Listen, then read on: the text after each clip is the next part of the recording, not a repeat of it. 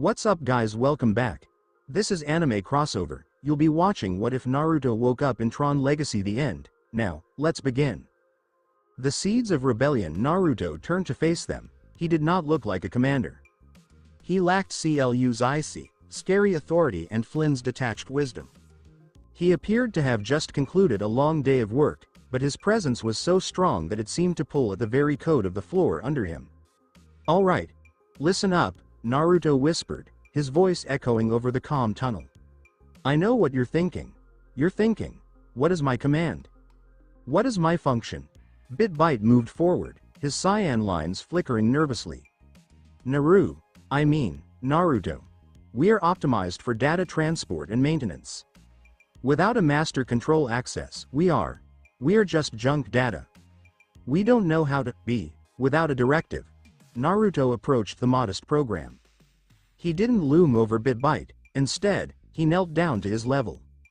The orange illumination from Naruto's suit was warm, casting a sunset tint over Bit-Bite's terrified expression.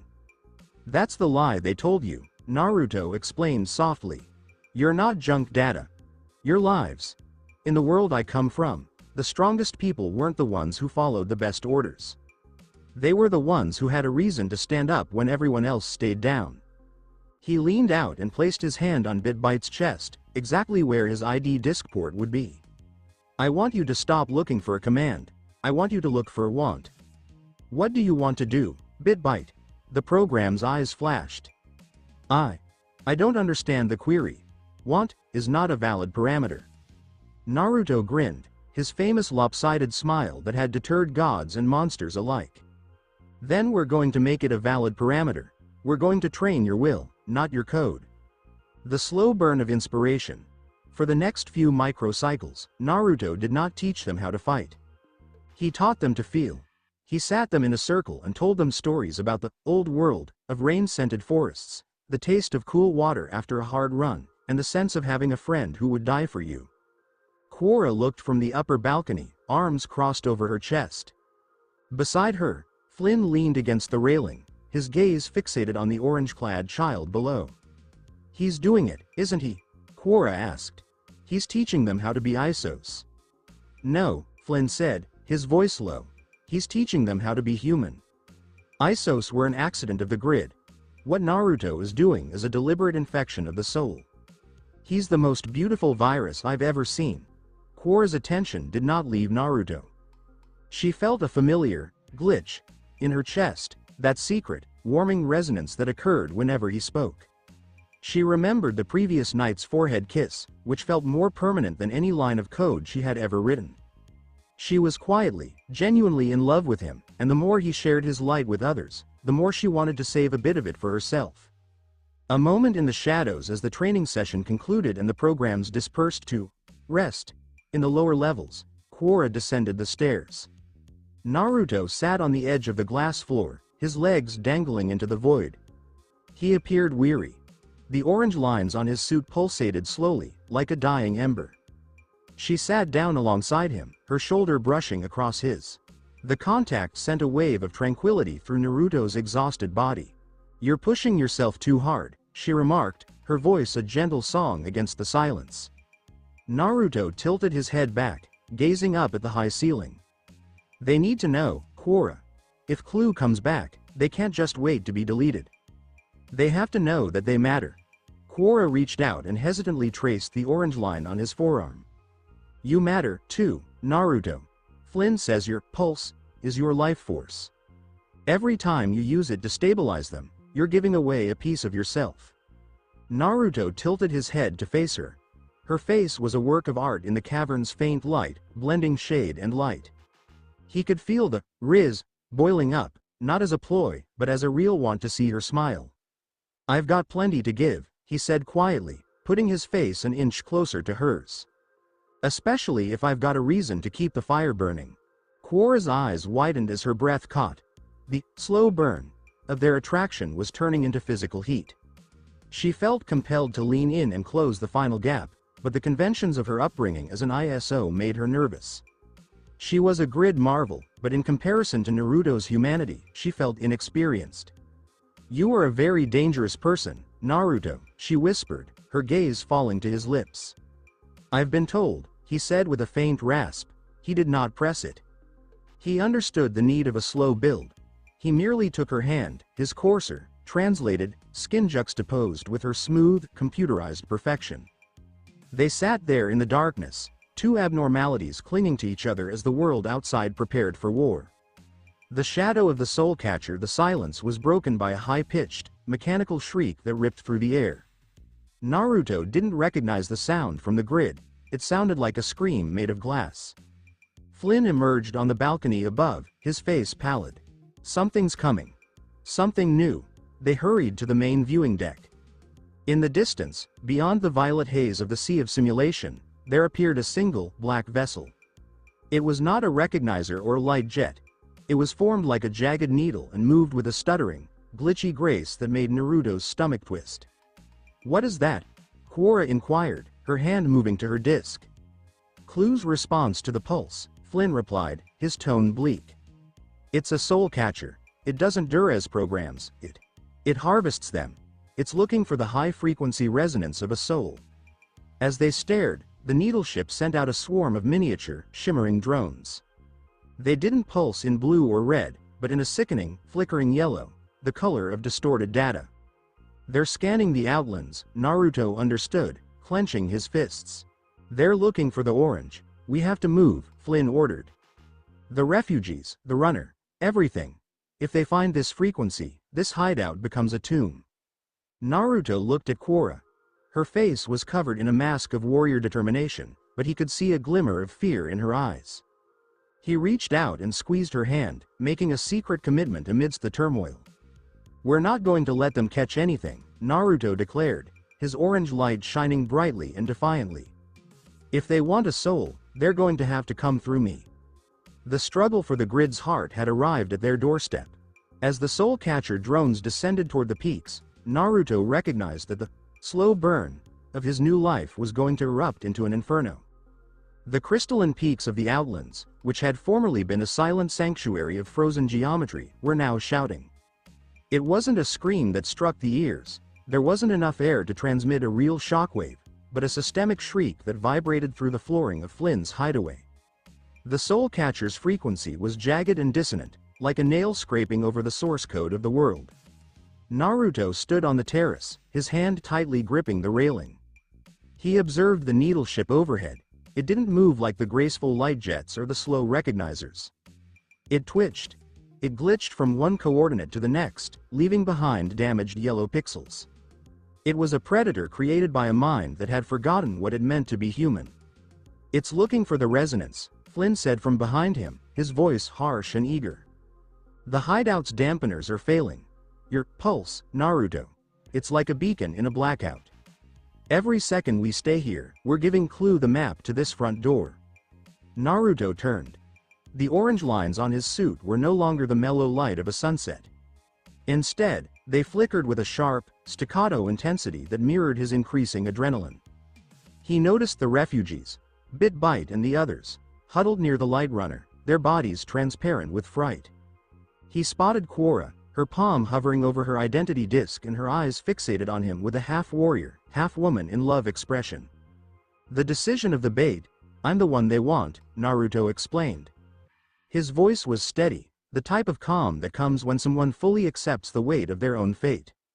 "If I stay here, Bit-Bite and the others get harvested. If I leave, the soul catcher follows the orange." "Naruto, no." Quora came closer, her white light lines blazing. "The soul catcher is optimized to tether a spirit. If it locks onto you, it won't just durez you. It will pull the user out of the code. We don't know what happens to a translated soul when it's fragmented." Naruto approached her, ignoring the frenzied pings of the proximity warnings. He came to a stop inches away from her, close enough that the orange and white lights of their costumes formed a single, flickering halo around them. "I know what happens if I do nothing," Naruto said quietly. He reached out with his thumb, following the line of her jaw. It was a daring, intimate gesture that went against all of the grid's norms. "I spent a long time being a hero because it was my job. But here, I'm doing it because I don't want to see your world turn black." The Riz was gone. This was the raw, unrefined attitude of a guy who had before witnessed the end of the world. Quora felt his words resonate in her core. She did not argue. She recognized that look. It was a ever-fixed mark. "Then I'm coming with you," she said. It was not an offer, but rather an order. Flynn nodded, his face filled with grim pride. "Take the Light Runner. I'll take the refugees in the Solar Sailor. I'll ghost our signature and head toward the Sea of Simulation's deep trench. You too. You have to be loud. Be the loudest things on the grid." The descent into static, they rushed to the hangar. Naruto jumped into the Light Runner's passenger seat as Quora pressed the accelerator forward. The canopy hissed shut, enclosing them in a pressurized bubble of orange-colored glass. "Initiating overclock," Quora said. The Light Runner raged, whirling its wheels against the glass floor before bursting out of the hangar like a bolt of lightning. They didn't cross the bridge. Quora steered them straight off the cliff, the vehicle's off-road protocols activated as they dropped into the jagged gullies below. "Naruto. Now," she yelled above the shrieking engine. Naruto closed his eyes. He did not search for chakra. He longed for a sense of home. He remembered the laughter in a ramen shop, the fragrance of the forest after a rainstorm, and the satisfaction of wearing a headband he'd won. He pushed that feeling, that genuine human memory, through his skin. The Light Runner didn't simply glow orange, it erupted. An enormous surge of sunset-colored energy blasted outward, transforming the canyon's gray walls into sparkling gold glass. Above them, the Soul Catcher screeched. Its yellow drones swiveled in midair, their sensors focusing on the large rise of unauthorized human activity. The needle ship dropped its nose and dived into the canyon at a terrifying, silent speed. The chase of souls, the pursuit, was a blur of high-speed geometry.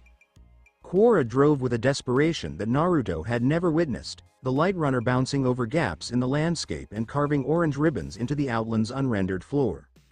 "They're gaining," Naruto exclaimed, gazing back. The drones were like a swarm of enraged hornets, with yellow beams shooting out at the runner's tires. When a beam struck the ground, the data there transformed into a jagged, corrupted spike of obsidian. "I can't lose them in the open," Quora exclaimed, her hands racing over the controls. "There's a data mine ahead, an abandoned sector where the code is still raw and volatile. If we can get inside, their sensors might scramble." "Do it," Naruto exclaimed. He reached behind and removed his identity disc. It pulsated with a fierce orange glow, responding to his internal mood. As they approached the opening of the data mine, a vast maw of swirling, half-formed cubes, Naruto leaned over the side of the runner. "I'm going to try something," he informed Quora. "Naruto, don't. You're already at your limit." He did not listen, he could not. He stood up in the moving vehicle, the wind from the digital nothingness whipping his hair. He concentrated his pulse onto the disc. He did not throw it. Instead, he slammed the disc into the mine wall as they passed. The orange resonance, it was not a physical explosion. It was a conceptual idea. When the disc contacted the mine's raw, unformed data, Naruto's will overwhelmed the system. The spinning cubes did not simply change, they enlarged. They transformed into gigantic, solid pillars of orange light, bursting from the floor and ceiling like a forest of glowing trees. The following drones smashed into the unexpectedly cemented surroundings, shattering their yellow light lines into thousands of corrupted shards. The Soul Catcher needle ship had to pull up quickly, its glitchy movement unable to compute the new, impossible topography Naruto was generating. Cost of the fire. Naruto sank back into his seat, his suit turning a dull, flickering amber color. His skin felt like it was vibrating at the molecular level. He could feel the grid pulling him apart, attempting to fix the aberration that was his own being. "Naruto!" Quora exclaimed in a harsh, terrified tone. She drew the Light Runner to a halt in a pocket of deep shadows within the mine. She rushed over to the center console, her hands grasping his face. Her touch was icy, yet Naruto leaned forward, his gaze trying to remain focused.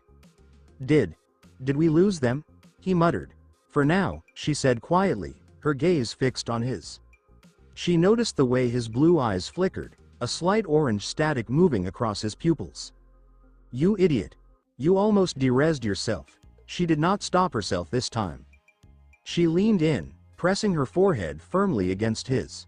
In the solitude of the data mine, the steady burn of their connection reached a climax. Quora felt the secret love she had been fostering finally emerge through her logic gates. "I can't lose you," she whispered, her voice shaking with a humanity she wasn't meant to have. "If you dissolve, if you go back to wherever you came from, this world will be empty again. I don't want to be a miracle in a world without you." Naruto stretched up, his fingers loosely connecting with hers. He gave her a ghost of his former smile, one that implied that even at the end of the world, everything would be fine. "I'm not going anywhere, Quora," he said quietly. "I've still got a lot of Riz left to show you." Naruto had never heard anything more beautiful on the grid than her brief, watery chuckle. They were neither abnormalities nor miracles at that point, hidden in the darkness of a degraded mine. They were only two souls, clutching each other as the yellow lights of the soul catcher began to pulse in the distance. The war was not over. The soul catcher was circling, its yellow beams cutting through the orange forest Naruto had created. But when Naruto looked at Quora, he sensed a different type of power, not the force of a beast or a deity, but the power of a man who had someone to return to. "One more round?" Naruto requested, his suit glowing a steady, stubborn orange once more. Quora grasped his palm, her own white light lines settling into a furious, blinding glow. One more round. Together. The datamine was where the grid's logic died. It was a maze of half-formed concepts, floating geometric shapes with no texture, hallways that looped back on themselves in impossible Escher-like patterns, and pockets of raw data that felt like wading through thick, transparent syrup. Naruto sat in the passenger seat of the light runner, his head resting against the cool glass canopy. His eyesight was still filled with orange static. When he closed his eyes, he saw the yellow flicker of the soul catcher, a predatory algorithm created to feed on the very thing that made him who he was. Quora stood beside him, a shadow of focused white light. She had destroyed the runner's engine, leaving them in a deep silence that felt heavy. The only sounds were the weak, rhythmic thrum of Naruto's fading pulse and the distant, metallic shriek of the needleship exploring the passageways above. Quora turned to face him, inches away in the small cockpit. She leaned out, her fingers hovering over the flashing orange lines across his chest. She didn't touch him this time, she was watching the frequency. "Your resonance is stabilizing," she said quietly, her voice a thin thread in the darkness. "But your core is still fragmented. If you try to override the environment again, you'll trigger a system-wide crash. You'll be the one to go first, Naruto." Naruto gave a weak, crooked grin. Even when he was fatigued, his blue eyes flashed with his trademark charm, the Riz that had defied monarchs and murders. "I've always been a bit of a crash-prone program, Quora. Besides, the orange looked good on those walls, didn't it?" Quora did not laugh. She looked at him with such passion that Naruto's breath hitched. It was no longer the sight of an inquisitive Iso. It was the expression of someone who had discovered something valuable and was scared of seeing it break. "It was beautiful," she said, her voice shaking. "But beauty in the grid is usually a death sentence. We have to move. The soul catcher is using a wide spectrum pulse. It's bouncing signals off the raw data. It will find the displacement of your soul eventually." The stealth maneuver, they stepped out of the light runner in coordinated stillness. Quora led the way, her white light fading into a ghostly mist. Naruto followed, his steps languid and his hand resting on the identity disk behind his back. The datamine was changing. Huge, untextured cubes moved through the air like slow-motion asteroids. Naruto sensed the weight of the place. Without chakra, he couldn't stick to the walls or leap long distances, but he could sense the room's intent. He could feel the cold, keen hunger of the needleship approaching. There, Quora pointed to a gigantic vertical shaft leading to the outland's upper crust. "If we can reach the ventilation spire, we can jump to the mag rails. The soul catcher is too large to follow us into the narrow veins of the city." "But those drones aren't," Naruto reminded her. As if on cue, a yellow light raced across the cavern floor, transforming the gray dust into sharp, crystalline spikes. One of the drones hovered only 50 feet above them, its sensor eyes spinning in a frenetic, ravenous circle. Quora drew Naruto back into the shadow of a hovering monolith. They were squeezed close, his back against the hard stone, her body protecting him. He could feel the hum of her suit, a steady, cool beat that soothed his overheated systems. "I'll take the drone," Quora said quietly, her hand moving to her disc. "You stay in the shadow. Your light is too loud." "No," Naruto said, his hand grasping hers. He didn't use force, only his steady, unwavering presence, which caused Quora to halt and stare at him. "We do this together. My light is loud, yeah? So let's use that." The riz of distraction. Naruto walked out from behind the monolith. He did not sprint, instead, he walked slowly and confidently. He let his suit flare, not to world-shaking proportions as before, but to a bright, enticing amber. "Over here, you glitchy toaster," he exclaimed. The drone's sensor eyes shifted toward him. It burst forth a high-pitched screech of digital glee, its yellow light lines flashing with sickly zeal. It dived, its harvesting beam ready to extract the essence from his body. Naruto did not move like a program in that microsecond. He moved like a guy who had spent his life fighting forces much larger than himself. He waited until the last possible moment before dropping into a low slide. The bright laser seared the floor inches from Naruto's feet, but he didn't look at it. He looked at Quora. She had sprung from the top of the monolith, her white disc a whirl of lethal precision. She did not toss it, rather, she rammed it into the drone's central processor in a close-quarters hit. The drone did not simply break, it splintered into a million silent pixels. Quora landed in a perfect crouch behind Naruto, her helmet withdrawing and revealing a ferocious, triumphant spark in her eyes. "Inefficient," she chided, but her smile was genuine. "But effective. That's my specialty," Naruto exclaimed, pushing himself up. The deepening burn. They got to the base of the ventilation spire.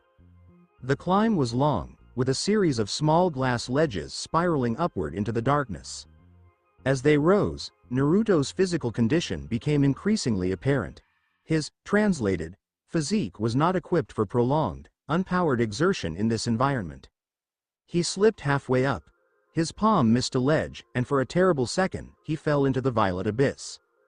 A hand grabbed his. Quora had surged across the distance, her fingers intertwining with his with a strength that defied her petite stature. She dragged him up onto the ledge and pinned him against the wall. They were both breathing hard, like if tiredness had become a reality. Quora did not let go of his hand. She leaned in, her gaze fixed on his, her face so near he could see the delicate, brilliant patterns of her ISO code. "Naruto," she said quietly, her voice filled with a sorrow that no line of code could describe.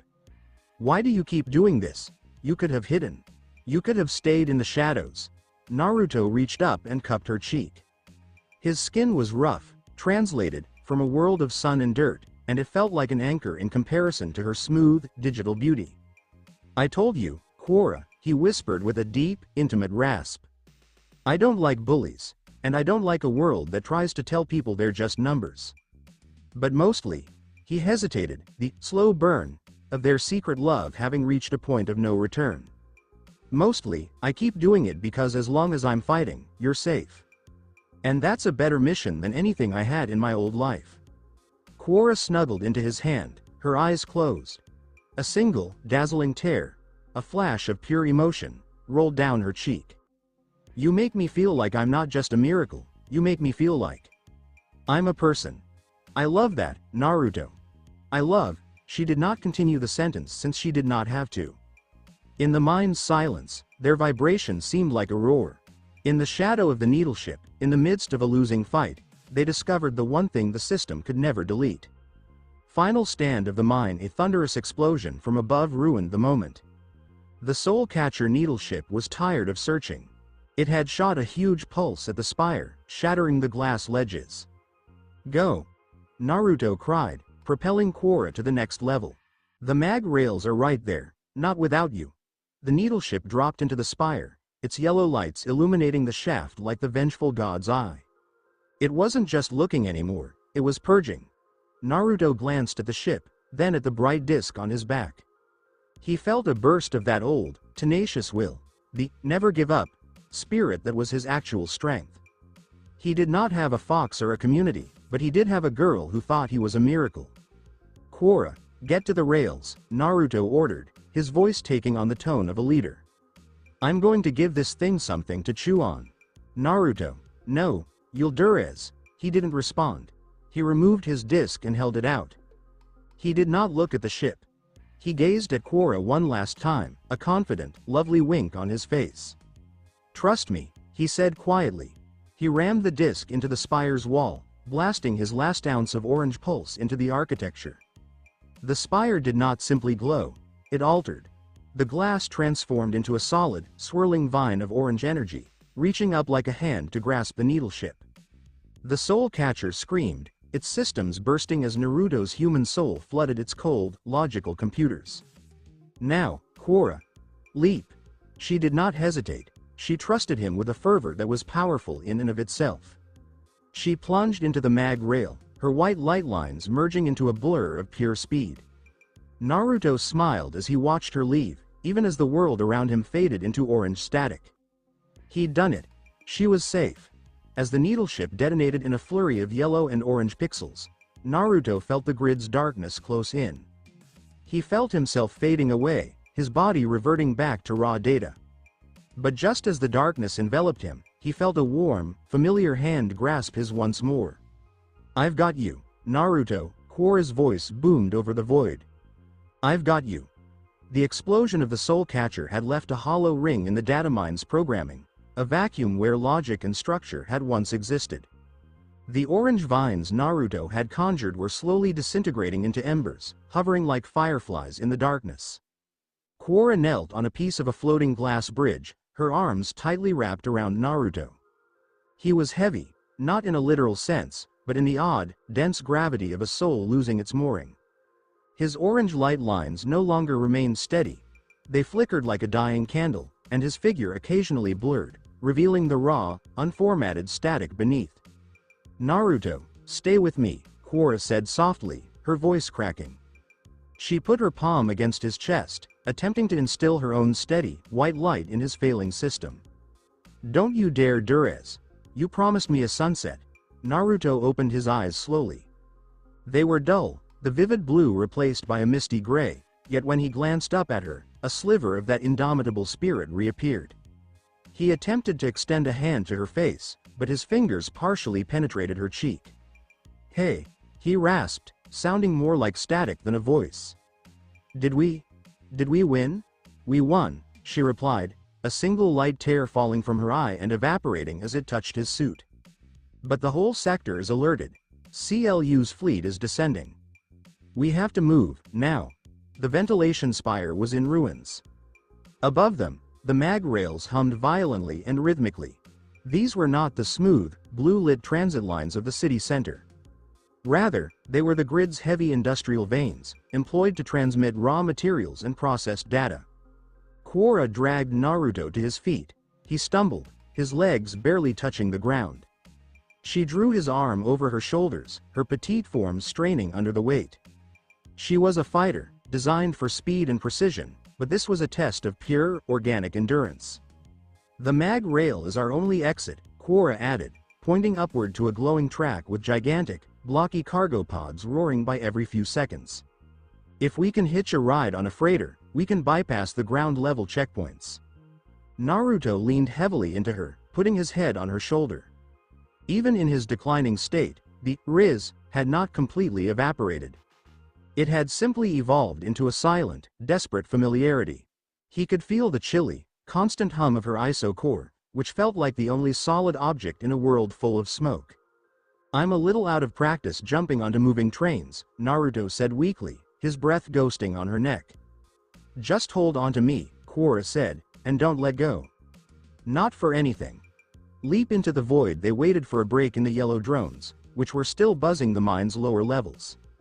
Above, a gigantic cargo freighter, a 3-story high slab of dark metal, thundered along the rail. Quora did not hesitate. She activated the magnetic clamps in her boots and sprang off the disintegrating ledge, catching the underbelly of the cargo with one hand and Naruto with the other. The jolt was huge. For a brief moment, Naruto's shape flickered wildly, his legs trailing off into orange pixels as the G-force threatened to tear his essence apart. Hold on. Quora yelled above the noise of the wind. She drew them both up into a maintenance niche between the freighter's enormous power cells. They sank into the vibrating floor, safe from the wind and the sentinel's prying gaze. Naruto lay on his back, peering up at the rafters of the tunnels. That was fun. Let's not do it again. Quora crawled over to him, her face filled with intense pain. She examined the disc on his back. The orange ring was tiny, like a thread of light. She sat on her heels, her chest heaving. The city is under total lockdown, she added, gazing out at the passing landscape. The horizon was visible through the holes in the freighter's construction. The sky was no longer a vivid purple or electric blue like in a normal cycle. It was a harsh, systemic red. Massive, lockdown beams lanced down from the clouds, forming solid walls of energy that barred all major thoroughfares. Clue has activated the purge sky, Quora murmured. He's not just looking for you anymore, he's quarantined the entire sector. Nothing moves. Nothing executes. The slow burn in the darkness. The cargo sped past the industrial sector, a panorama of towering smokestacks spewing gray data vapor into the red sky. The temperature within their little niche was decreasing as the freighter drew energy from its surroundings. Naruto reached out, his hand finally meeting Quora's. His hold was shaky, but his skin felt unsettlingly warm, the heat of a soul burning through its last fuel. Quora, he said gently. She turned to face him, her eyes wide and bright in the dark. The slow burn of their journey, the covert looks in the library, the shared battles, and the quiet moments in the outlands. It was all coming together here, in a confined area between power cells. You said, I made you feel like a person, Naruto muttered, his voice regaining some of its previous resonance. I want you to know something. Before I came here, I was a hero. Everyone looked at me. Everyone needed me, but I was always the guy who had to have the answers. He clasped her hand, using his thumb to trace the designs on her glove. With you, I don't have to be the hero, I'm just Naruto. And that's the first time in 2 lives I've felt like I was enough. Just as I am. Quora had a burst of feeling that her code failed to identify. It wasn't a miracle of her ISO background, it was a heartfelt decision. She leaned down, her face inches from his. The red light from the sky outside danced across her features, making her resemble a sunset herself. You are more than enough, she whispered. You're the reason I know the world is bigger than the grid. She did not kiss him, yet. Their love moved at a measured, profound pace, built on the resonance of their souls, just like the grid did. She merely laid her cheek on his, her white light lines blending with his orange ones to form a gentle, peach-colored glow that warded off the cold of the equipment. Border of the dead zone. As it approached the dead zone, a buffer zone between the city and the outlands where the mag rails ended, the freighter began to slow down. We're almost out of the city's primary grid, Quora said, drawing back to face him. But the lockdown beams are thickest here. If we cross the perimeter, the sensors will hit us with a high-bandwidth scan. If you're not at full strength, the scan will. It will clear the glitch, Naruto concluded for her. He sat up with his back against the vibrating wall. He gazed at his hands. The orange was returning, but it was jagged and resembled broken glass. I can mask us. If I focus the pulse inward, I can create a human buffer. The sensors won't know how to read it. Naruto, you can't. You've already given too much. I've got one more trick, he added, giving her the confident, attractive wink that used to make her pulse skip. But I'm gonna need you to drive. Once we hit the perimeter, we're gonna have to go fast. The breach. They descended from the vessel as it approached the sorting yard. The air here was static heavy, with the red sky pressing down like a weight. In the distance, the lockdown beam's light wall pulsed with a rhythmic, terrifying hum. Quora discovered an abandoned light cycle baton in the yard debris.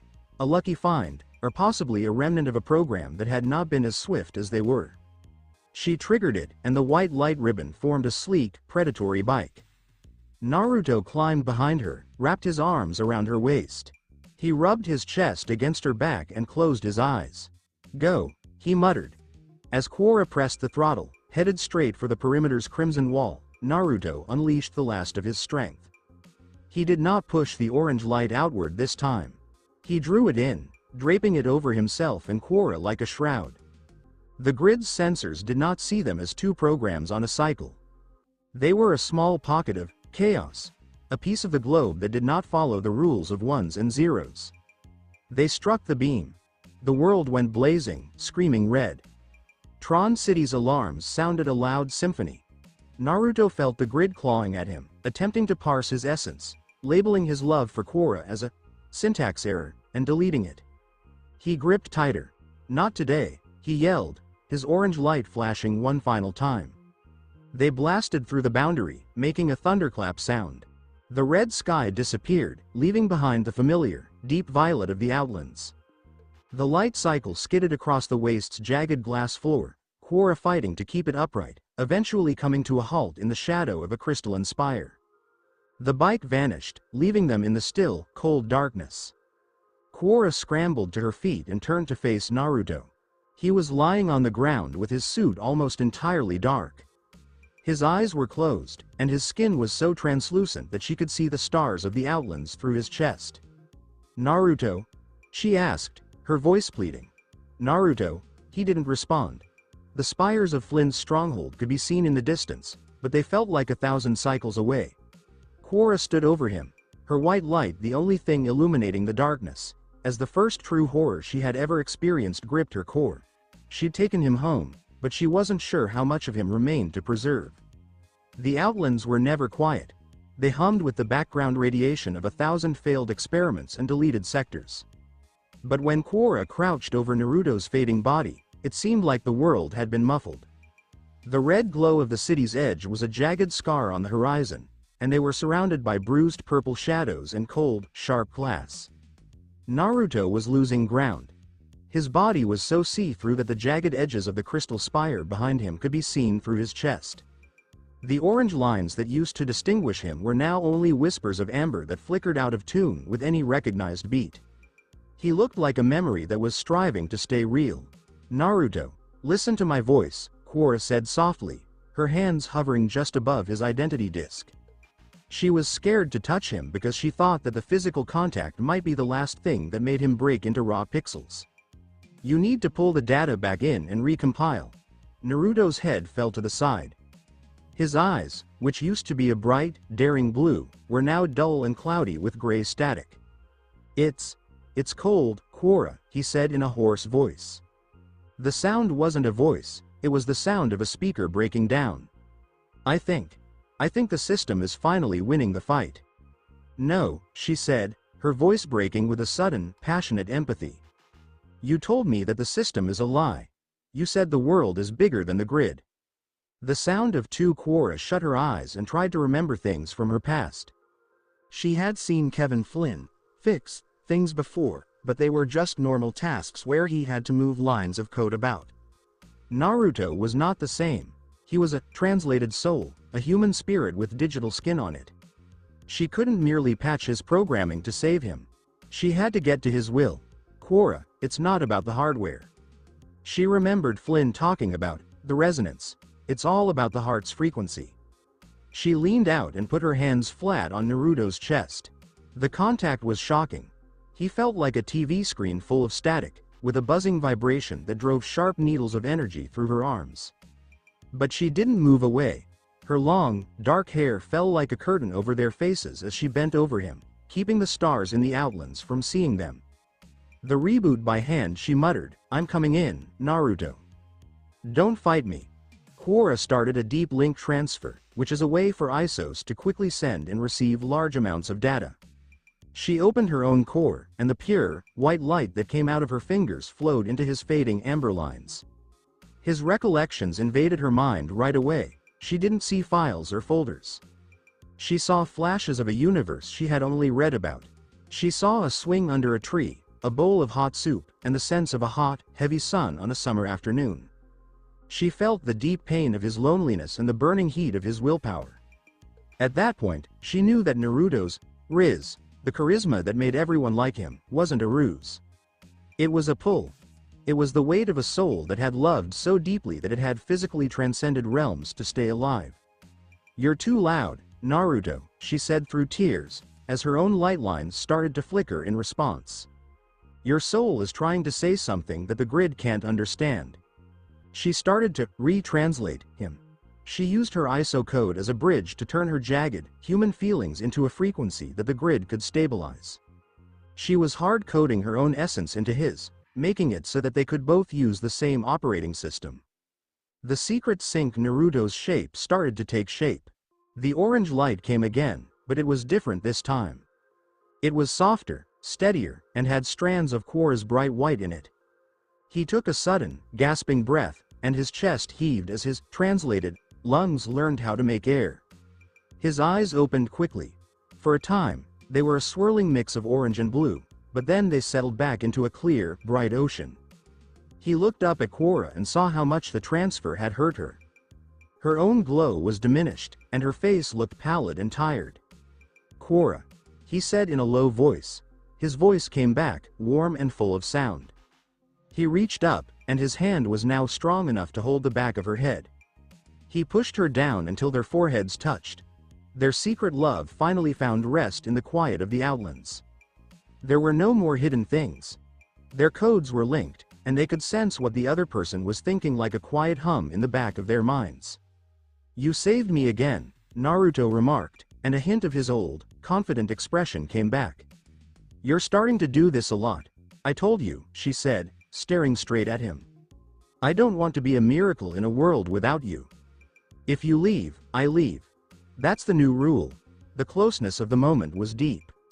It wasn't just being near in space, it was being completely in tune.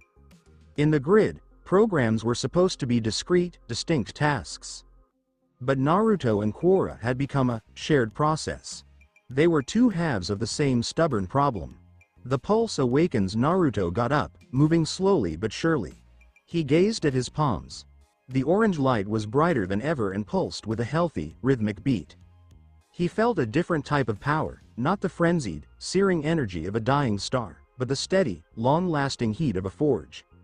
Naruto stated, "I feel different." He got up and held out his hand to Quorra. When she took it, the light where their flesh touched turned a gorgeous, shiny gold. "I don't feel like I'm fighting the grid anymore. I feel like I'm in the conversation." He glanced out at the red-lit spires of Tron City on the horizon. Clue thinks he can lock down the miracle and quarantine the soul. But he doesn't know that a soul isn't a file you can delete. It's a story you can't stop telling. Quorra stood next to him, still holding his hand. She could tell he had changed. The slow burn had finally made him a real person in this world, a link between the user and the program. "We need to get back to Flynn," she remarked. "The lockdown is still in place, and the Solar Sailor will be attacked if we don't give them something to do." Naruto looked to her, and his blue eyes sparkled with that enticing riz that was now supported by a new, computerized authority. He leaned in so that his lips touched her ear. "Then let's give them a show they'll never forget, White Light," he said in a low voice. "I think the Orange Pulse is about to go worldwide." The way back they started the lengthy walk back to the hidden peaks. They didn't have a bike or a runner, but they did have each other. Naruto started to understand how bad things were when they stepped through the broken glass. Not only had she saved his life, but she had also offered him a place to live. Naruto used to always want people to notice him. He understood he didn't need the world to gaze at him here, in the arms of an ISO who had risked her life to restore his soul. He merely needed her. The slow burn was no longer merely a romantic tension. It was the start of a revolution. Naruto felt at ease for the first time since he was reborn when Quorra's sensors picked up the first distant pings from Flynn's hideout. Naruto was him. He didn't have a fox, chakra, or a village. But the grid couldn't stop him from having a purpose, a companion, and a heartbeat. The journey back to the Crystal Peaks was no longer a frantic escape. It had become a pilgrimage for two. Naruto felt different about the Outlands now that they had jagged, unrendered mountains and oceans of static. The grid used to be a frigid, strange cage. Now that Quorra's code was in harmony with his own soul, the world finally seemed to be speaking his language. Naruto's footsteps left behind thin, shimmering gold footprints on the dark glass floor of the wasteland. It wasn't just illumination, it was a sign that he was there. Quora walked next to him with a new type of grace, one that appeared to match his own. The slow burn of their relationship had eventually created something new. A common frequency that made the air around them vibrate with a faint, melodious hum. Quora said, "Can you feel it?" She held Naruto's hand tightly. They were going through a tiny gap between two spires that appeared like broken pieces of a fallen moon. The violet sky above them was still, but Quora's sensors were picking up a steady, rhythmic throb that shouldn't have been there. Naruto closed his eyes and leaned into the sound. He would have been looking for chakra signatures, which are the heat of a living thing, in his past life. Now, he could feel the weight of the code. "It's heavy," Naruto replied, his voice deep and rumbling. "Like the system is trying to push down on this point. It feels angry." "Clue doesn't feel angry," Quora said, but her voice didn't sound as sure as it usually does. "He wants everything to be perfect, and right now, we're the biggest problems with his design." She stopped and looked at Naruto's face. The orange lines of his suit were now so tightly woven with her white light that they formed a rich, molten gold that seemed to come from inside his skin. He didn't look like a program anymore, he looked more like a myth. "The reboot. It changed more than just your stability, Naruto," she whispered, her fingers tightening around his. "I can sense your thoughts, not as data but as feelings. You're worried about Flynn." Naruto gave her a slight, crooked smile. The riz was still there, but it was gentler now, based on the strong connection they had. "Quora, he's the only dad I've got in this world. He kept you safe, so of course I'm worried." He leaned in and put his forehead to hers for a moment. The golden pulse between them flared up for a second, sending a warm, soothing wave that kept the cold of the outlands at bay. "But I also think about that sunset, the one I promised you. A digital dictator won't take that away from me." The siege of the peaks. They could see the hideout as they rounded the last spire. Naruto's heart, the translated organ that beat with the rhythm of his will, impacted his ribs hard. The tops were now visible. A fleet of 5 recognizers hovered in a precise, threatening circle around the highest peak. Their huge red searchlights were aimed at the entrance to Flynn's cave, slashing through the darkness like laser scalpels. A group of enhanced black guards wearing uniforms that glowed with a jagged, high-contrast crimson were climbing the crystal cliffs below them using magnetic grapples. "They found it," Quora muttered as she reached for her identity disc. "The soul catcher must have sent one last set of coordinates before you derezzed it." Naruto said, "They're not just scanning," and his eyes narrowed as he took in the tactical structure. "Look at the perimeter. They're suppressing." There were pylon emitters all around the base of the mountain, making a ring around the glass floor.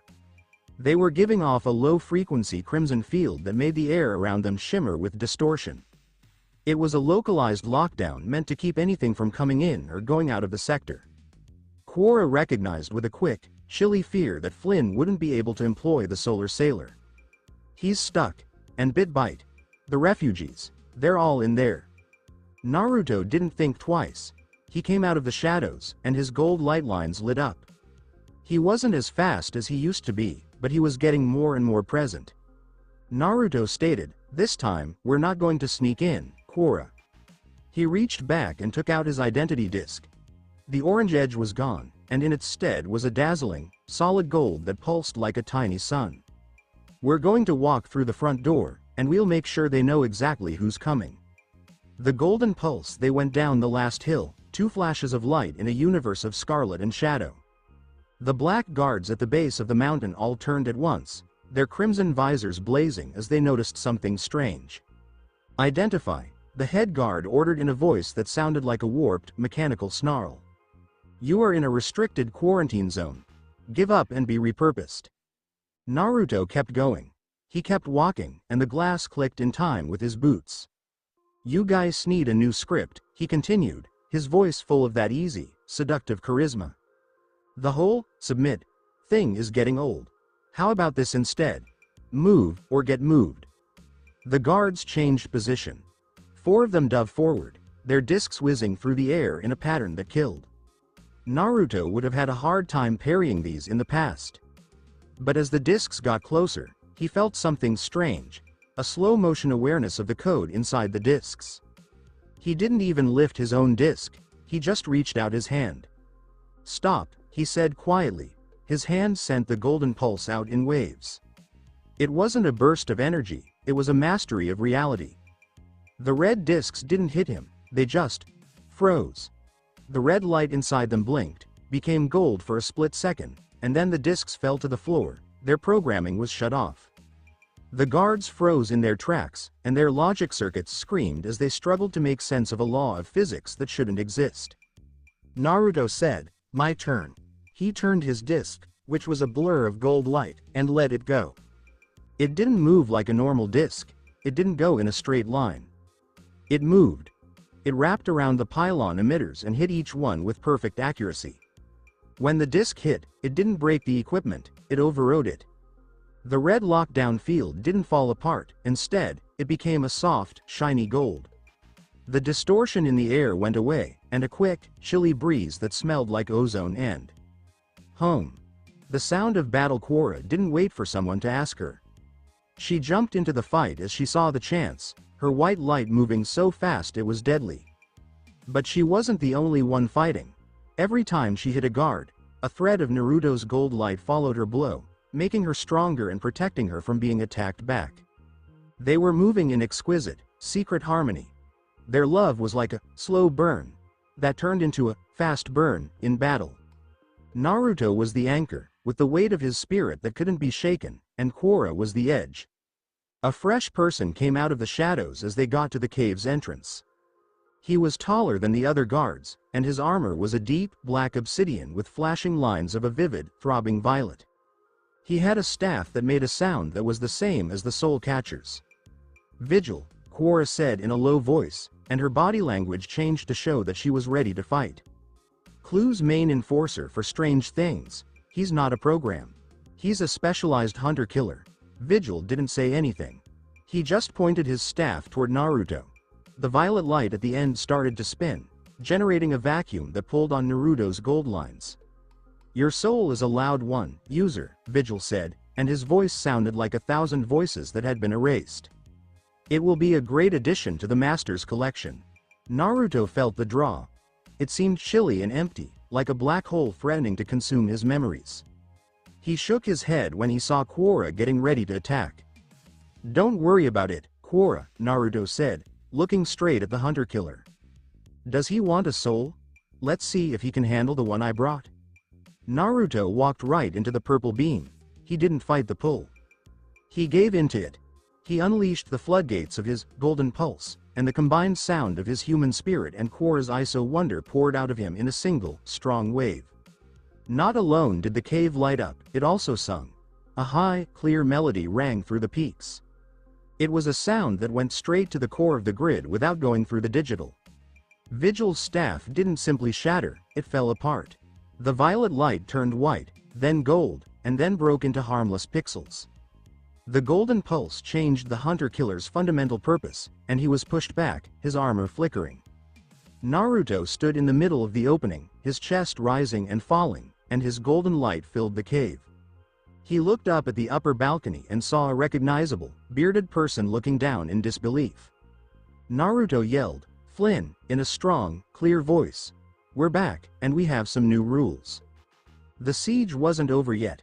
The recognizers were still in the air, and CLU's fleet was probably on its way. But when Naruto looked at Quora and she gazed back at him with a secret, ferocious pride, he knew things had changed. They weren't just running anymore. The revolution was them. The dust from the golden pulse still hung in the air of the cave like sparkling dandelion seeds, a visual echo of a power that shouldn't be there. Naruto stood at the entrance to the hideout, breathing heavily but in a steady pace.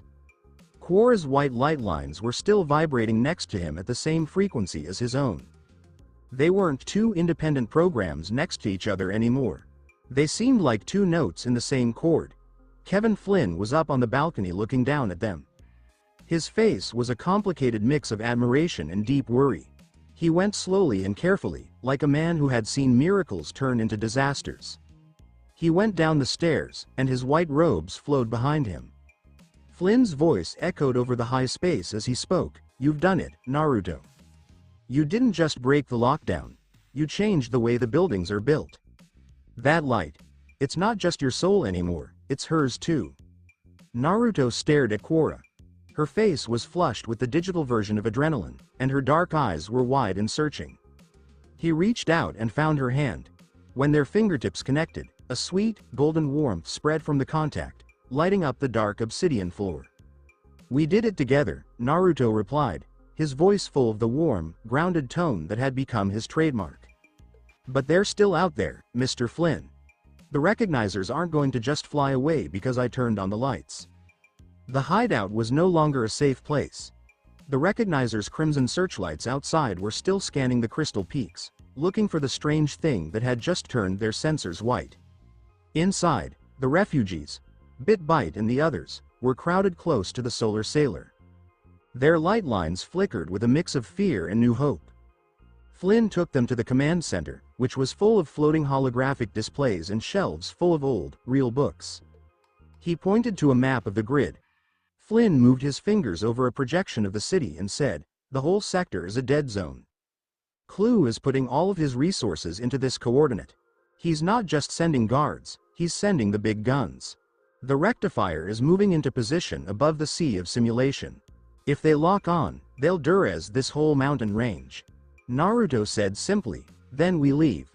Quora tightened her grip on his palm and said, "The solar sailor isn't fast enough to outrun a light jet, Naruto.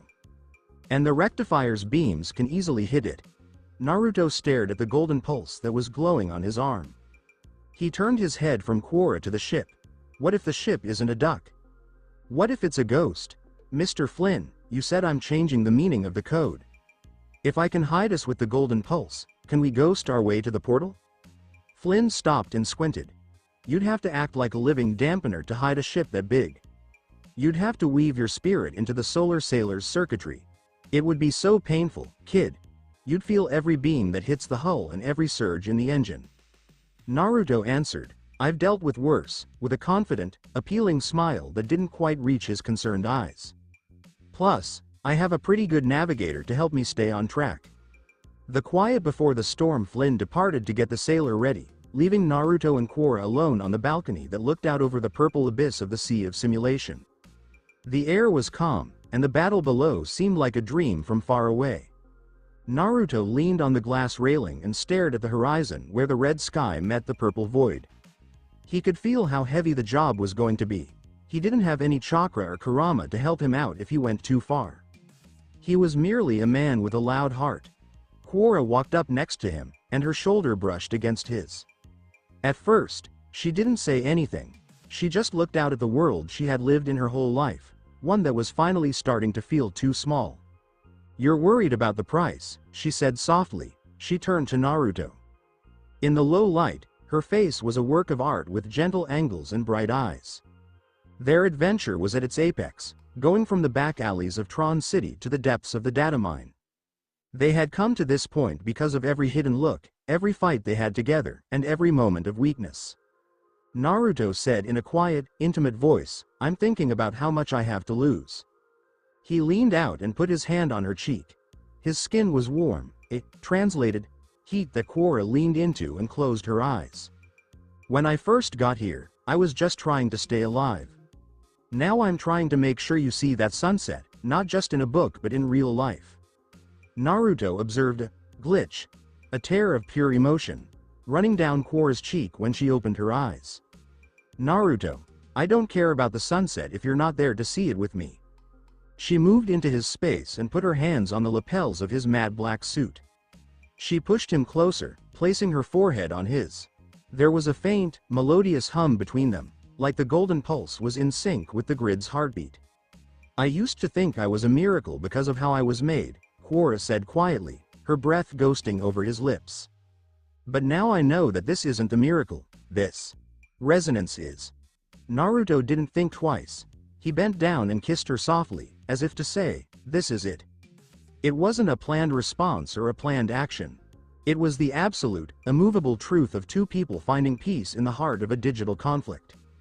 The slow burn had eventually turned into a steady, long-lasting fire.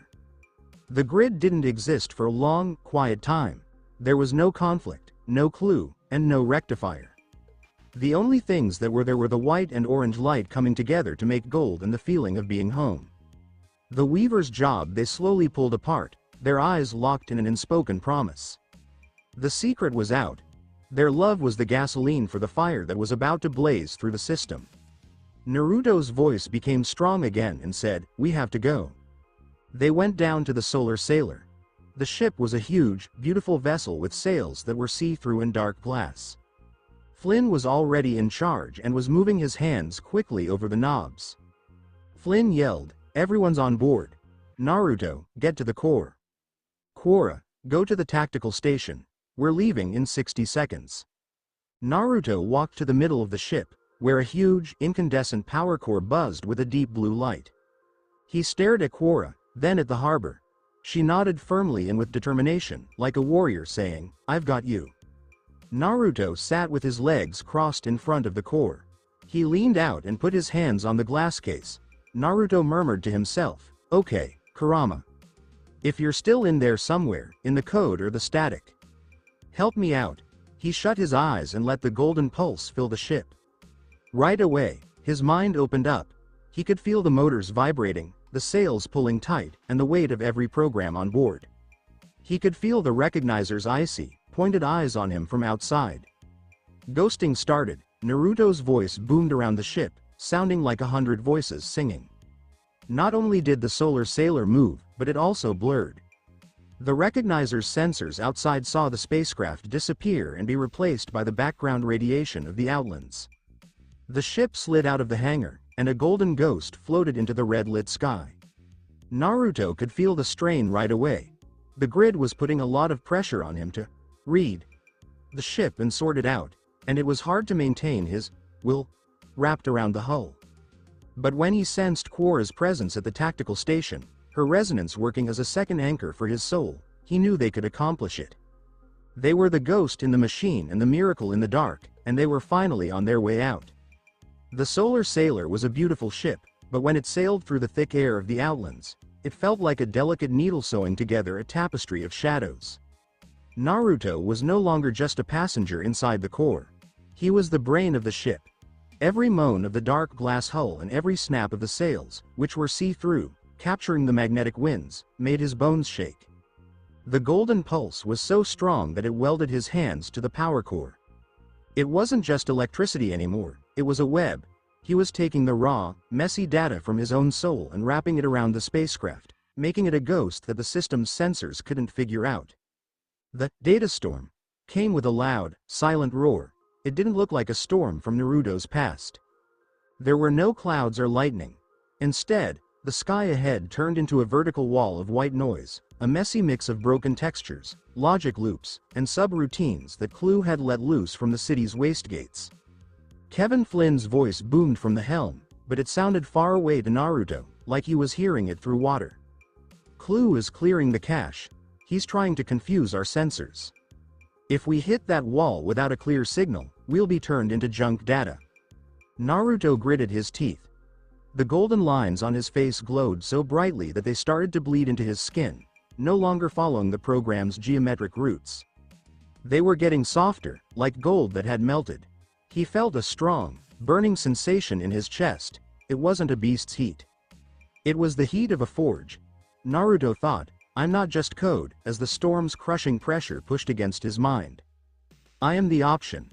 The core's resonance, Naruto.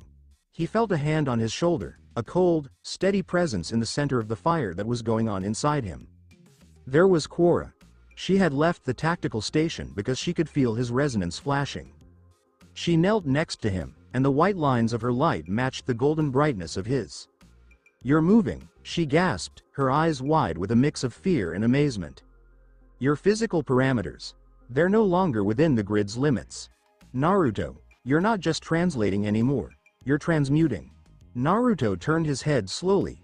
His blue eyes were suddenly surrounded by gold, and the rough, human skin he had brought from the other side seemed like it was soaking up the digital suit. The matte black substance was blending with his skin, becoming a flexible, dark armor that moved like muscle. "I can feel them, Quora," Naruto said in a hoarse voice. His voice had a new sound, a double tone that sounded like a human voice with a harmonic hum on top of it. Bite and the others are scared. The static is trying to pull them apart. I have to hold the ship together. You can't do it by yourself, Quora replied. She didn't just stand there. She squatted behind him, wrapped her arms around his waist, and pressed her chest into his back. Their love's slow burn, the secret they had finally told, became a physical anchor. As their suit lines crossed, the white and gold turned into a bright, heavenly light. Quora acted as a capacitor for his generator, smoothing out the unpredictable bursts of his will, and directing them into the ship's hull. Finding your way through the static, the solar sailor hit the data storm. The world outside the windows was gone. It was a mix of static, with pieces of red code, jagged portions of architecture that hadn't been rendered, and the screams of erased programs. The ship shook fiercely. A tear in one of the sails sent a bolt of pure, painful static through Naruto's left arm. Flynn yelled, "The port sail is down. We're losing our way." Naruto roared, and the sound went right through the digital and hit the machine's core. He didn't grab a tool. He reached toward the ship's goal. At that point, the change was at its most powerful. The golden lines on Naruto's arms grew bigger and became solid, shining energy branches that extended into the ship's circuitry. He wasn't just a pilot, he had turned into the mast. Bite and the other refugees in the hold watched in astonishment as the floor below them changed from dark glass to a shimmering, golden forest of light. The gold took up the static that had been threatening to durez them and converted it into warm, harmless embers. Bite murmured, He's making a world," as he touched a shimmering pillar. A world that doesn't care about the master control. The storm's secret. Naruto and Quora's closeness was the only thing that kept them grounded inside the core. In the middle of the data storm's fury, they were in a bubble of complete silence. Naruto put his head back on Quora's shoulder. Even while the transmutation hurt, he could feel that magnetic riz, that subtle, unbreakable charm, getting stronger. He was able to smile a little. "I guess I'm not as introverted as I thought," he said softly, his voice vibrating through her. "Sharing my soul with the whole ship. That's a lot of social interaction." Quora chuckled, a delicate, watery sound that served as a barrier against the storm. "Focus, you idiot. If you durez now, I'll never forgive you." "Can't durez," Naruto responded, tightening his grasp on the core. "I've got a date. For a sunset. Remember?" He pressed. He pushed with every memory of the sun, every sensation of the breeze, and every ounce of love he had for the girl holding him. The solar sailor's golden pulse emitted a gigantic, dome-shaped shockwave.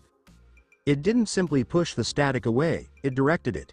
The chaotic data shards were forced into geometric stability, resulting in a smooth, golden tunnel through the core of the storm. The ship raced forward, gliding down the tube at an unbelievable, quiet speed. The new horizon as they passed through the opposite side of the data storm, the sky cleared to reveal the familiar, deep purple of the far boundary. However, the solar sailor was no longer the same ship as before. Its sails were now braided with golden threads, and its hull reflected a gentle, peach-colored light. Naruto slumped forward, finally releasing the core. The metamorphosis had not reverted. His skin still had the solid gold lines traced across it, and his armor felt like it was a part of him. He was no longer a user, nor a program, he was the bridge. Quora held him, her light lines gradually reverting to a constant white. She looked at him, her eyes filled with a love that was no longer a secret, but a basic rule of her being. "You did it," she whispered. Naruto gazed at his hands, noticing the gold shimmering beneath the surface. He returned his gaze to the hold, where the refugees stood, safe and whole. He stared at Flynn, who was looking at him with a profound, reverent stillness. "We did it," Naruto said. He stretched out and grabbed Quora's chin, luring her into a sweet, lingering kiss, a celebration of their survival and shared destiny. They could see the sea of simulation ahead of them, followed by the portal. They were escaped the grid, but they were carrying the miracle with them. Naruto didn't have chakra, Kurama, or a village. But when he glanced at Quora, he knew he was finally where he needed to be. The slow burn had concluded. The fire had started. The sea of simulation was no longer a huge, empty space. As the solar sailor floated into the portal's coordinates, The liquid data beneath the hull began to churn in response to the exit point's immense gravitational force. The sky above, once a bruised violet, was now bleached by a rising pillar of white light, a vertical sea of pure, uncompressed information connecting the grid to the user's reality. Naruto stood at the bow of the ship, his hand on the railing. His change during the storm had settled into a stable state. The golden lines on his skin hummed at a low frequency, and his matte black armor felt like a second skin, throbbing in sync with his heartbeat. Even in the village, he felt more alive than ever before. Here, he was the source of his own light, not a receptacle for a monster. The portal was stunning, but also terrifying. It was a 1.0 frequency of existence, a raw aperture in which the digital was removed to reveal the organic. It appeared to be home to Naruto, a translated soul. For the programs on board, it seemed like the end of the world. "We're entering the gravity well," Kevin Flynn announced from the helm, his voice tense with anticipation.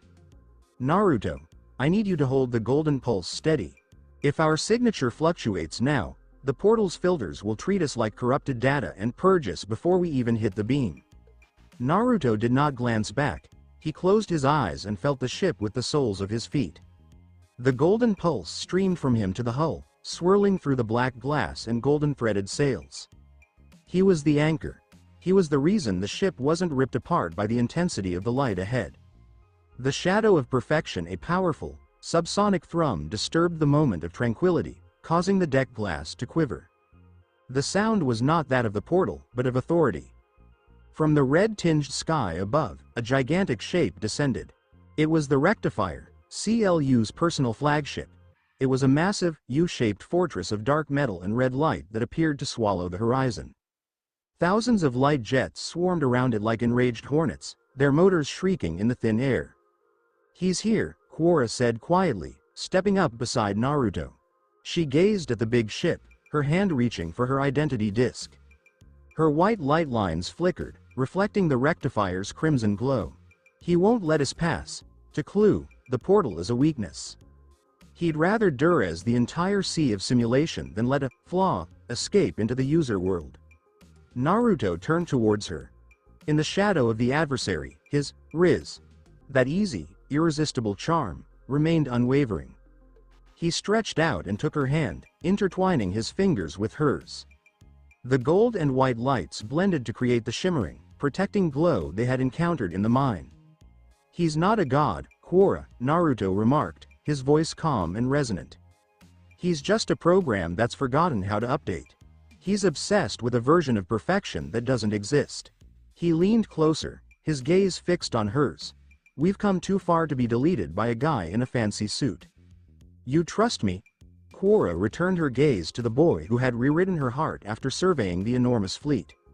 Her lips formed a slow, determined smile. "With every line of my code, Naruto." The final resonance, the Rectifier emitted a sharp, red beam that struck the sea of simulation just yards in front of the solar sailor. The impact sent a tsunami of distorted data slamming into the ship's hull. "Halt!" a voice screamed from the sky, a perfect, frigid impersonation of Kevin Flynn's. "Unauthorized process detected. Submit for system reinitialization." Naruto stepped to the bow's very edge, his gold light shining brightly and defiantly. He did not require a megaphone. His golden pulse sent his speech over the grid's frequency. "The name's Naruto," he said, his voice echoing across the liquid data. "And I don't submit to outdated software. If you want to stop us, you're going to have to come down here and try." The Rectifier reacted with a barrage of heavy fire. Dozens of red energy bolts came down, transforming the air into a chaotic chaos of explosions. "Naruto, the shield!" Flynn exclaimed. Naruto did more than simply make a shield. He created a planet. He put his palms out, causing the golden pulse to erupt from the ship in a vast, shimmering dome. However, it wasn't a static barrier. Naruto absorbed the red bolts that impacted the gold rather than simply blocking them. He was converting the energy of CLU's perfection into the warmth of his own spirit. "I've got the ship, Mr. Flynn," Naruto said, his teeth clenched against the pressure. "Keep us moving toward the light." The choice at the threshold as the solar sailor approached the portal's event horizon. The pressure increased dramatically. The white light was blinding now, a roar of pure existence that threatened to erase everything they were. Naruto felt a tug from the user world. He could sense the sun, breeze, and earthy smell waiting for him on the other side. It was a physical attraction, a siren song for his translated soul. Then he felt Quora. She was standing behind him, her hand on his shoulder, her energy supporting him. He recognized, with stunning clarity, that the portal was a filter. It was intended for users. Crossing the threshold was a risk that no software, including an ISO, had ever taken. Quora, Naruto breathed, the golden pulse flickering as the portal's gravity increased. If we go through. If you change. I've already changed, Naruto, she whispered into his ear, her voice a soft, steady tone in the midst of the storm. I'm not the miracle of the grid anymore. I'm the girl who loves the boy with the sunset in his eyes. Wherever you go, that's my destination. Naruto turned and drew her into a violent, desperate embrace. The slow burn of their hidden love had brought them to the brink. He was more than simply a hero protecting a girl. He was a guy who chose a destiny in which he would never be alone again. Then we go together, Naruto said. The solar sailor struck the middle of the white beam. The rectifier released a final, huge beam of crimson energy, but it was too late. The golden pulse flared one final time, a bright burst of orange, white, and gold that neutralized the onslaught and propelled the ship into the core of the light. The grid disappeared.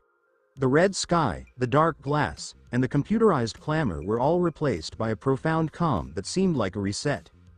Naruto clutched Quora tightly as the world began to reassemble around them. He wasn't sure what they'd discover on the other side. He had no idea if he would be a ninja, a software, or something else entirely. But as the white light faded into the gentle, warm glow of a genuine, organic sunset, Naruto felt the weight of her palm in his, and he knew that for the first time in 2 lives, the story was precisely where it should be. The silence in the user world was unlike any other in the grid. In the digital universe, silence was merely a lack of input, a data void. However, in the murky, dusty basement of Flynn's arcade, the stillness was alive. It was the sound of air passing through vents, the faint hum of an ancient refrigerator, and the rhythmic, heavy thud of 2 hearts beating in perfect, organic harmony. Naruto opened his eyes. The first thing he felt was weight. Gravity in this case was not a programmed constant. It was a tangible pressure, an anchoring force that made his limbs feel heavy and real. He lay on a cold concrete floor, the scent of ozone and old carpet filling his nostrils. It was a messy, confusing, and delightful fragrance. Initially, he remained still. He simply breathed. For the first time since rebirth, his lungs were sucking in oxygen rather than faking data intake. It felt sharp, chilly, and exhilarating. A small gasp came from beside him, breaking the silence. Naruto turned his head. Quora was lying centimeters away. Her black suit was vanished, replaced by the basic, dark outfits she had been wearing behind the digital translation. Her skin, which had before been a canvas of flawless, glowing isolines, was now smooth, pale, and clearly human. Her short, dark hair was tangled and scattered across the floor, and her eyes, those big, dazzling eyes, were darting about the room in utter, overwhelmed delight. Naruto? She whispered. Her voice sounded strange. It lacked the grid's melodious, synthetic resonance. It was breathy, slightly raspy, and had a delicate, exquisite texture. Naruto reached out. His hand felt substantial. There were no golden lines shimmering beneath his skin or pulse tingling in his fingertips. He was only a dude, but when his fingers touched hers, he felt a surge of electricity that was stronger than anything the grid could have produced. It was the heat from another person. I'm here, Naruto said. His own voice astounded him. It was deeper, warmer, and held the weight of a life that had finally reached its destination. They helped each other up, their movements clumsy as they learned the mechanics of muscles and bones. The basement was littered with the skeletons of old arcade games like Tron, Space Invaders, and Pac-Man, the silent progenitors of the world they had just departed. Naruto led the way up the tiny wooden staircase. Each squeak in the floors felt like a revelation. He felt a rush of that old, magnetic confidence, the riz, that had carried him through a war and a rebirth, but it was different now. It was not a survival strategy, but rather a celebration of life. He pushed open the massive steel door at the top of the steps and entered the arcade. The space was illuminated with a gentle, amber light. Dust motes whirled through the air, trapped in the late afternoon's lengthy shadows. Quora paused in her tracks, her hand holding Naruto's so tightly that her knuckles were white. She examined the dust as if it were a rain of diamonds. It's all so textured, she said, her voice full of almost religious reverence. She reached out and touched the side of a Tron cabinet, trailing her fingers across the faded paint and worn edges of the joystick. It's not perfect. It's better. Naruto watched her, a gentle smile creeping across his face. He did not rush her. He understood the importance of a slow burn, and he wanted her to experience every moment of this shift. He leaned against the doorframe, watching how the real-world light reflected on her face. Wait until you see the outside, he added softly. The threshold of reality. They stepped out the arcade's front door and onto the sidewalk of a calm coastal town. The air hit them like a physical wave, salty, chilly, and reminiscent of the neighboring ocean. Quora faltered, her knees buckled, and she looked up. In the grid, the sky served as a ceiling. Here, there was an abyss. A massive, curving dome of rich orange, bright pink, and damaged purple. Naruto, she murmured, bringing her palms to her mouth. I promised you, didn't I? Naruto walked behind her and wrapped his arms around her waist. He drew her back into his chest, much as they had done in the core of the Solar Sailor. However, there was no static here, no red lockdown. Only the constant, regular warmth of their bodies. They stood on the edge of the pier, the Pacific Ocean stretched out in front of them like a sheet of hammered gold. The sun, a gigantic, brilliant orb of liquid fire, hovered only inches above the horizon. It's not just a light, Quora muttered, tears streaming down her cheeks. It's a feeling. I can feel it on my skin. It's like the golden pulse, but it's for everyone. It's the sun, Quora, Naruto explained, putting his chin on her shoulder. It's been waiting for you. The secret confession, the slow burn of their hidden love had survived the destruction of a world, the transformation of a soul, and the bridging of a void. Standing on the border of the real world, the secret was finally ready to be fully revealed. Naruto embraced her in his arms.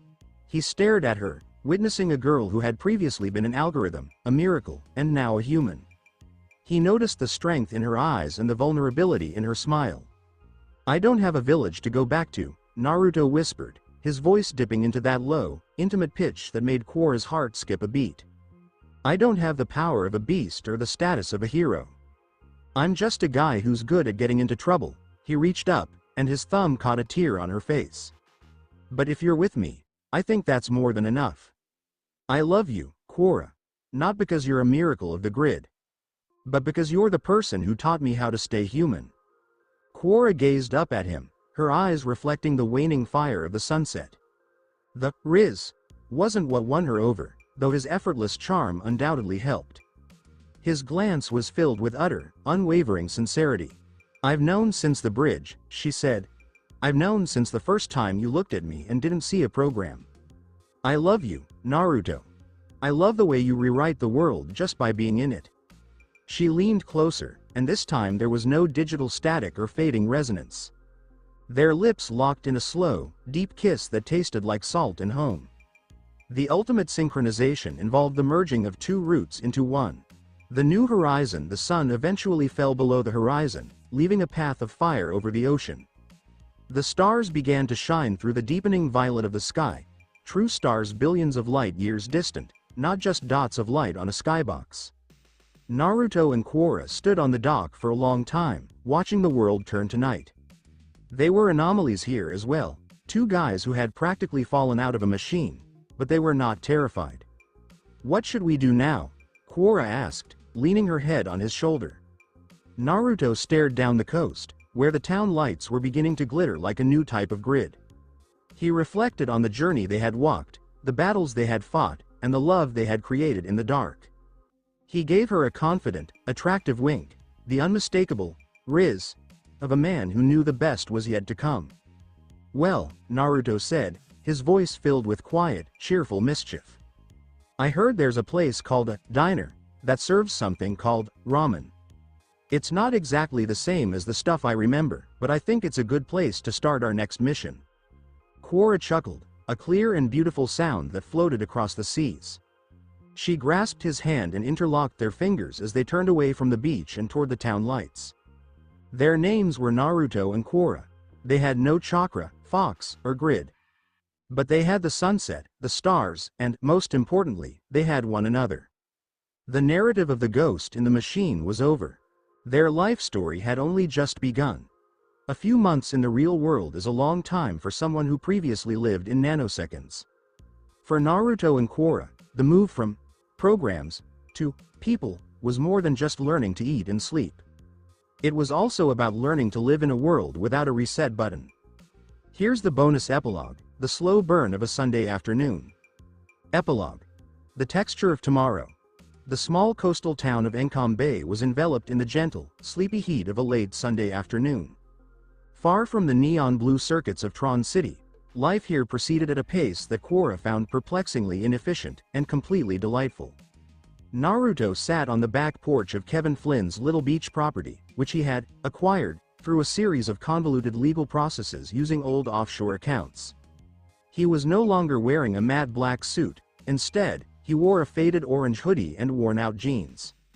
His skin was tanned from the sun, and the golden lines of the pulse had faded, leaving only a few faint, silvery scars that caught the light at certain angles.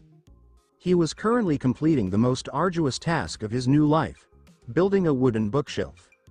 "I don't get it," Naruto said, staring at a black and white instruction booklet. "In the grid, I could literally rewrite a mountain. Here, I can't even get screw A into slot B without it wobbling." A sweet, musical laugh came from the kitchen window. Quora went onto the porch, holding 2 glasses of iced tea. She wore an oversized sweatshirt and leggings, with her short hair tucked behind her ears. She gazed. Soft. The sharp, crisp lines of her iso figure had softened into the lovely curves of a lady who had learned the benefits of carbs and long naps. "Perhaps you're overthinking the geometry, Naruto," she remarked, placing the tea down and sitting cross-legged on the wooden deck. She picked up a wooden dowel and examined it with the same enthralled interest she had for Flynn's ancient books. The manual assumes a level of precision that organic wood simply doesn't possess. "It's imperfect." "Exactly, it's annoying," Naruto mumbled, but his gaze softened as he stared at her. He dropped the screwdriver and leaned back on his elbows. "But I guess that's the point, right? Nothing here is supposed to be perfect." The resonance of real Quora rested her head on his shoulder. The slow burn of their hidden love had turned into a constant, pleasant heat. They no longer needed to sync their code because they were already familiar with one another's rhythms. She knew when he was quiet, he was thinking about the village. He knew that when she stared at the water for too long, she was amazed that it had no horizon limit. "Flynn called," Quora said, humming softly into his arm. "He's in the city, meeting with the board. He says the updates to the Encom server are going well. He's making sure no one can ever open the door to the grid from the outside again." "Good," Naruto murmured, placing his hand in hers. His fingertips had been calloused as a result of actual effort. "That place. It was a good place to meet you, Quora. But I don't want to go back. I like the way the wind smells here. It smells like everything is possible." The secret date. Naruto stood up and drew her to her feet with that effortless, magnetic riz that had only gotten stronger with his humanity. He didn't need a golden pulse to make her heart race. All he needed was a crooked, confident smile. "Forget the bookshelf," he replied, dumping the manual on the porch swing. "The sun's going down in an hour, and I promised you we'd try that ramen place in the next town over. The one with the orange sign." Quora's eyes brightened up. "The one with the extra spicy warning." Flynn said that was a tactical error for beginners. "Flynn's a user who's forgotten how to live on the edge," Naruto remarked, snatching his keys. "Trust me. I'm an expert on spicy things." As they proceeded closer, the antique motorcycle sitting in the driveway, a real, mechanical beast that roared and smelled like gasoline, Quora hesitated. She stared up at the orange sky, the clouds tinged with the same gold that had before spared their lives. Naruto? Yeah. I'm glad we were glitches, she said softly, reaching down to kiss his cheek. If we were perfect, we never would have found each other. Naruto drew her closer, the sunset reflected in his blue eyes. We weren't glitches, Korra. We were the update the world was waiting for. They got aboard the bike, and the engine started with a grounded, physical thrum. They rode out of the driveway and down the seaside road, two outliers on their way to a future etched in everyday decisions rather than code. The sun sank, the stars appeared, and Naruto and Korra realized the story was finally, wonderfully, incomplete. Stay tuned for more. Thank you for taking the time to listen to this video. I'm thrilled you watched the video. If you enjoyed it, be sure to like and subscribe for even more exciting content coming your way soon.